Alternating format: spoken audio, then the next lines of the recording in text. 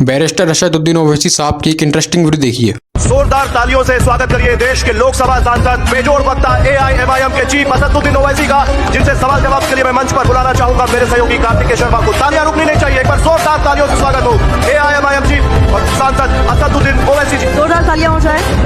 ओवैसी साहब, मैं चाहूंगी आप कुछ क्षण के लिए हमारे साथ रहे। हमारे मैनेजिंग एडिटर परितोष चतुर्वेदी आपका सम्मान करेंगे शॉर्टली।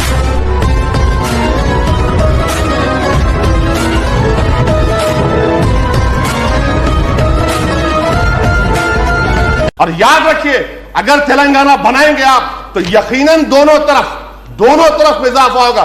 सियासी तौर पर सियासी बैठो। अरे अमेरिका से दिल के मानो हिंदुस्तान। प्लीज कंक्लूड कीजिए मिस्टर ओवैसी। तुम बैठो, तुम please come to the subject. America से आके सेनेटर तुम क्या बात हिंदुस्तान के बारे में विषय पर आइए, विषय से बाहर। अगर तेलंगाना बनाएंगे यकीनन ये मुसलमान तो विषय से बाहर हैं आप। ऐसे लोग हैं 20 किलोमीटर दूर है तेलंगाना अलग मामला है। गया आपका MP कांग्रेस का, क्या आपका गया वहां पर मुसलमानों पर हमला हुआ? यहाँ बैठ के बहुत बड़े बातें करते, बैठ जाइए आप। अरे आप बैठ जाइए, आपको क्या मालूम, तुम्हारा क्या मालूम, कोई जान खतरा नहीं। अहम बात हम ये बोलना चाह रहे हैं, मेरे माँ ने, मेरे बाप ने मुझे कहकर पाला और पोसा कि चाहे कुछ भी हो जाए असद, तू लड़ता रहे, पुकारता रहे, अपने हक के लिए लड़ता रहे।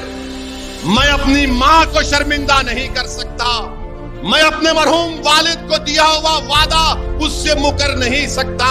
मौत मुझे खामोश कर सकती है, तुम गोली चलाओ या कुछ भी कर दो, मगर जब तक रब्बे करीम अपने हबीब के सदक़े में ओवैसी को जिंदा रखेगा, मैं लड़ता रहूंगा, मसाइब और मुश्किलात के तूफान से गुजरूंगा।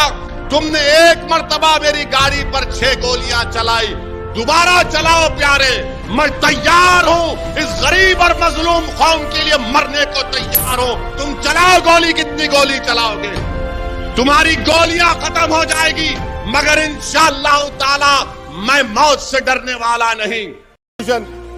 मेरी फिक्र में मेरा ईमान मुझे कहता है कि जिस जगह पर मस्जिद थी, है और रहेगी, बाबरी मस्जिद है और रहेगी, बाबरी मस्जिद जिंदाबाद, जिंदाबाद, भारत जिंदाबाद, जय हिंद।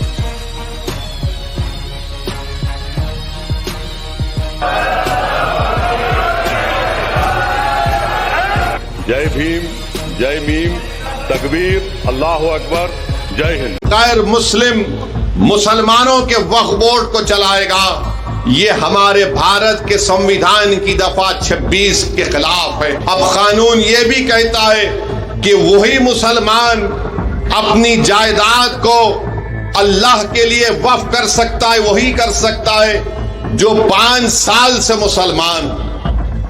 आप बताइए कौन तय करेगा बिहार में आकर कि क्या ये 5 साल से मुसलमान है या नहीं? क्या नीतीश कुमार सर्टिफिकेट लिखकर देंगे हमको? क्या चिराग पासवान सर्टिफिकेट लिखकर देंगे कि 5 साल से मुसलमान है? क्या भारत के प्रधानमंत्री लिखकर देंगे सर्टिफिकेट ये 5 साल से मुसलमान है? ये किसी भी धर्म में इस तरह का कानून नहीं है। जो किसी धर्म का होता है वो अपनी आस्था की बुनियाद पर अपने जिस भगवान या अल्लाह को मानता है वो अपनी प्रॉपर्टी को, जायदाद को दे देता है। मगर मुसलमानों से कहा जा रहा है कि आप उस 5 साल तक जायदाद नहीं दे सकते। कौन आकर फैसला करेगा? और अगर कोई एक महिला होगी, कोई हमारी बेटी होगी, बहन होगी, तो कौन जाकर उसको पूछेगा? ये इस तरह का कानून बनाया गया है।